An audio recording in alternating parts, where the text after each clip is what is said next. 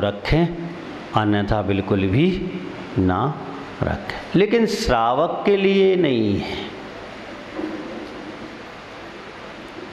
श्रावक के लिए तो ये है कि वह दूसरे से मतलब रखे,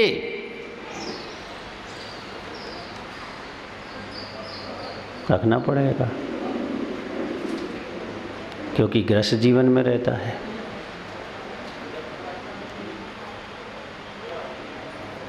और आचार्य महाराज ने बहुत अच्छा सूत्र दिया तत्वार्थ सूत्र के अंदर, परस परो गृहो जीवा नाम।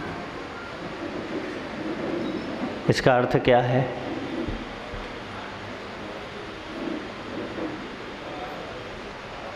किसको पता है इसका अर्थ?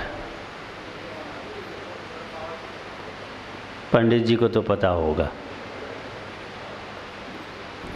बिल्कुल सरल अर्थ है इसका कि जीवों का क्या कर्तव्य है। तो वह ये कह रहे हैं कि जीवों का यह कर्तव्य है कि दूसरे का आपस में उपकार करें। क्या करें? उपकार करें, यानी एक दूसरे का ध्यान रखें। वह इस बात का ध्यान रखें कि सामने वाले के लिए कष्ट है, पीड़ा है, आखिर परेशानी क्या है, इस बात का वो ध्यान रखें।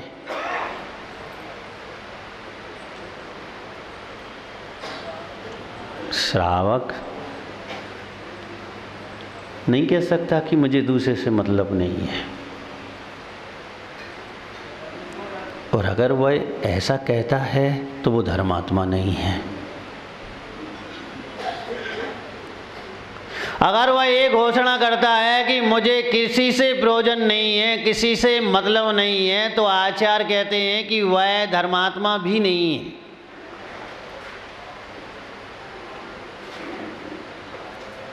क्योंकि श्रावक का एक गुण है दया, करुणा,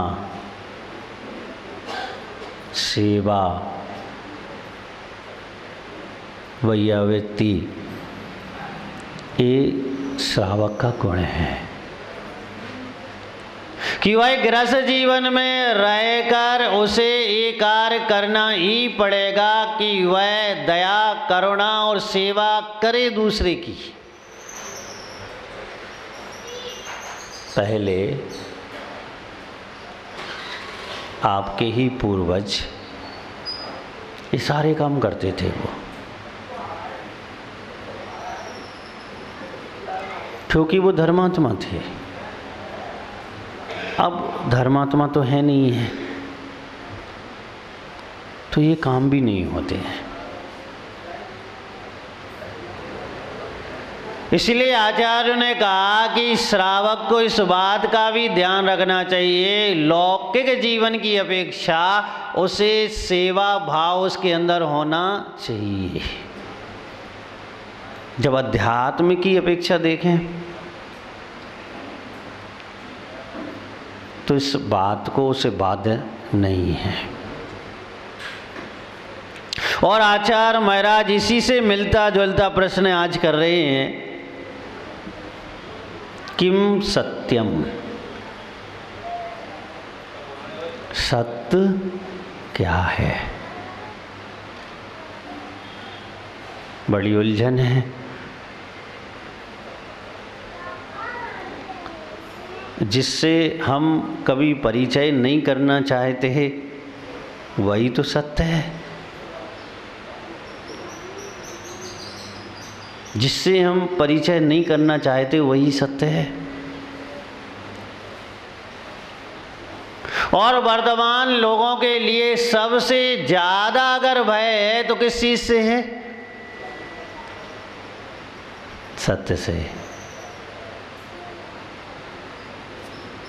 कहीं ऐसा ना हो कि मेरी सत्य बात 4 लोगों के सामने आ जाए। सबसे ज़्यादा भय है। व्यक्ति सलाह किससे लेता है आज के समय में? सत्यवादी से नहीं लेता। जो झूठ बोलता है उससे सलाह लेता है। अगर वह सत्यवादी से सलाह ले तो उसके लिए उसके सोच के विपरीत सलाह मिलने वाली है। मेरे पास बहुत से लोग आते हैं कि महाराज परेशान हूँ। मैं कहता हूँ भगवान का नाम लो, भक्ति करो, धर्म ध्यान करो। ये बात तो महाराज कोई भी कह देता है। क्या सोच है कि ये बात तो इसके पहले जो महाराज आए थे उनने भी यही कहा था, तो उन्होंने तो बहुत सही कहा था। और आप भी यही बात कह रहे हो कि भगवान की भक्ति करो, धर्म करो, धर्म में ध्यान करो, यही बात आप भी कह रहे हैं। सत्य कोई सुनना ही नहीं चाहता।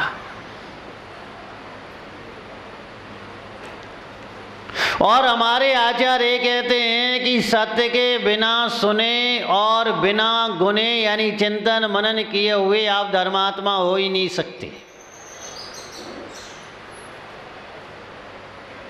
जीने के लिए श्वास लेना जैसे जरूरी है, मान लो भोजन करना जरूरी है, जल ग्रहण करना जरूरी है, तो धर्मात्मा बनने के लिए सत्य स्वीकार करना भी जरूरी है। और सत्य है क्या चीज? आचार्यों ने जिन बिंब को भगवान नहीं कहा, जिन बिंब के लिए उन्होंने जिन बिंब ही कहा, लेकिन सत्य के लिए भगवान कह दिया उन्होंने। और साथ में ये कह दिया कि जिसके अंदर सत्य है वही भगवान है। जो सत्य बोलता है, सत्य सुनता है, सत्य सुनने की ताकत रखता है, जो सत्य जीवन व्यतीत करने की भावना रखता है, वही भगवान है।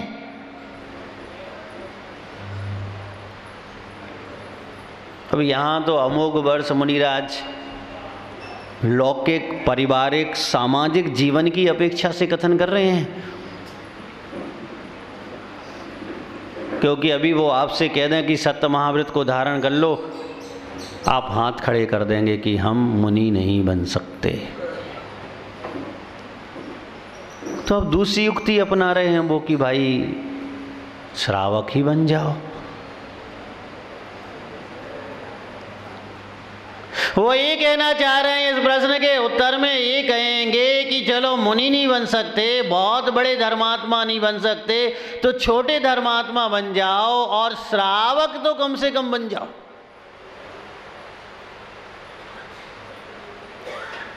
उत्तर दे रहे हैं किम सत्यम, सत्य क्या है? तो उत्तर दे रहे हैं भूत हितम। क्या कह रहे हैं? भूत हितम। भूताने क्या होता है? हैं? क्या होता भैया? ओहो, कहाँ चले गए आप? यहीं रहो, पीछे काय को जा रहे हो? भूतनाथ कहीं पढ़ा है आपने? भक्तांबर में आदिनाथ भगवान को मानतुंग आचार्य ने भूतनाथ कहा। और 1008 नामों में अरहंत परमेष्टि के भूतनाथ एक नाम है। तो भूत का अर्थ क्या हो गया यहाँ?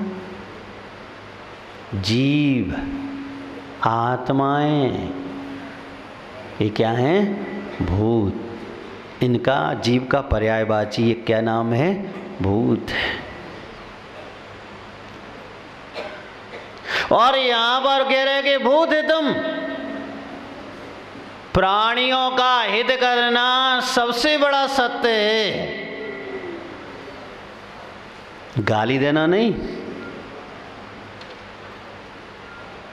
ईर्ष्या करना नहीं, मारना पीटना नहीं, लगना झड़कना नहीं। क्या? हित करना। और हित का तात्पर्य होता है कि अपने द्वारा जितनी खुशी उसे हो सके, उसका हृदय जितना प्रसन्न हो सके, उसके आत्महित में हम जो कर सकें वो हित का अर्थ होता है।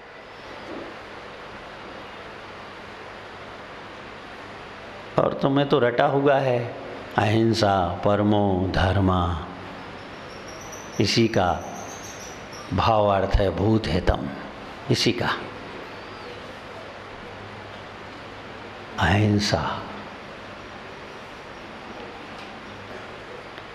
अहिंसा का मतलब क्या होता है? प्राणियों का हित।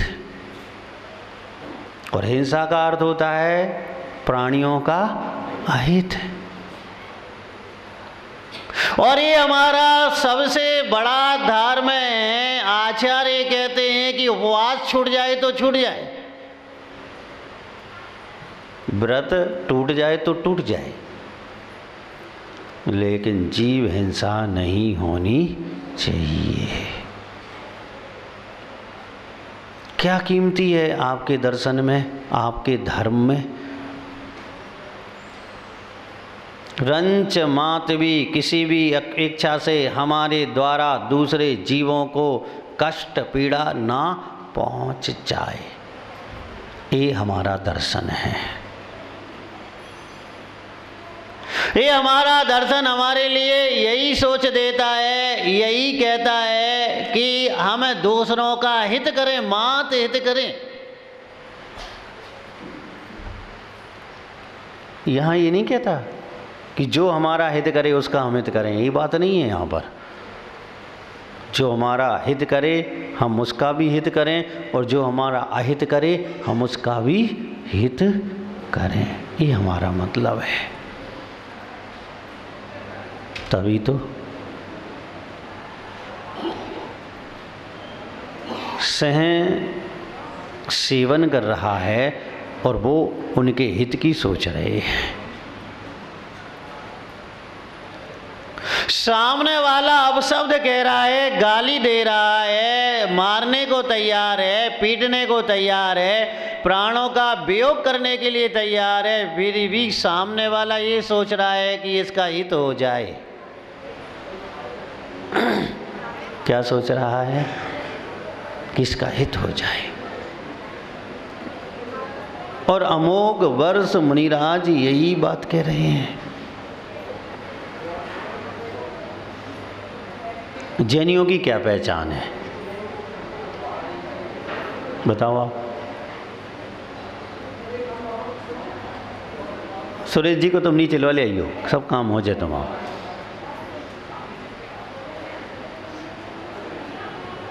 सिद्धांत हैं जैनियों के। मैत्री, ये सिद्धांत है जैनियों का। जो दिखाई देते हैं और जो नहीं दिखाई देते हैं, ऐसे सभी भूतों के प्रति मैत्री भाव, जो हमारे लिए रोज मिल रहे हैं, जो कभी कभी मिलते हैं और जो कभी भी नहीं मिलेंगे, कभी भी नहीं मिलेंगे, ऐसे जीवों के प्रति मैत्री भाव बहुत मुश्किल काम है। जिस भाई को कंधे पर लादा है, जिसे हाथों से भोजन कराया है, जिसको पढ़ाया लिखाया है, वही भाई जब बड़ा हो जाता है, शादी हो जाती है, बच्चे हो जाते हैं, तो हम उससे मैत्री समाप्त कर लेते हैं। विचार करो आप।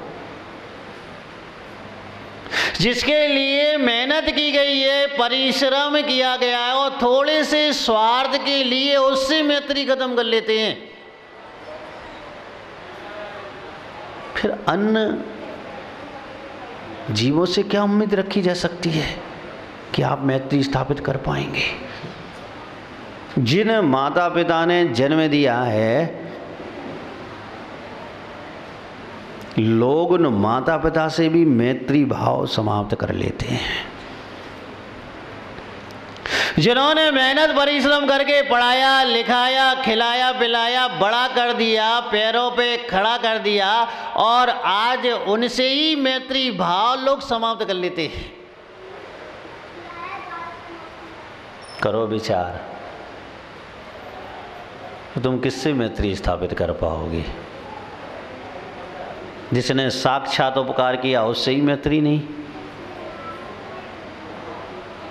उसके प्रति ही सेवा, उसके प्रति भी नम्रता का भाव नहीं है, तो किससे मैत्री कर पाओगे आप? और ये बात विचारनी है कि हमें अगर मैत्री भाव जीवन में लाना है तो कोई नहीं छूट सकता। पद्म पुराण का एक प्रकरण है,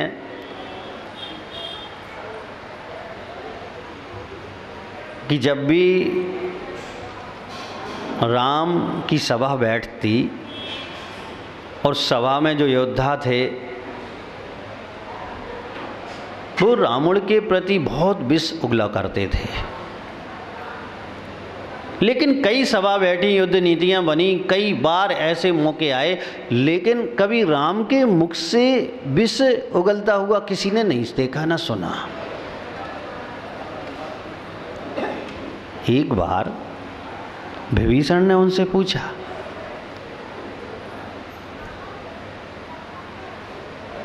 कि आप युद्ध लड़ रहे हैं और रावण को पराजय भी करना चाहते हैं, लेकिन आज तक आप उसके खिलाफ अपशब्द का प्रयोग नहीं करते हैं, किसी प्रकार की कोई बात उसके प्रति बुरी नहीं कहते हैं। तो राम ने बहुत अच्छा जवाब दिया,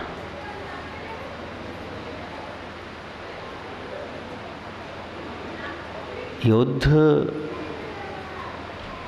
यानी हिंसा मेरा शौक नहीं है।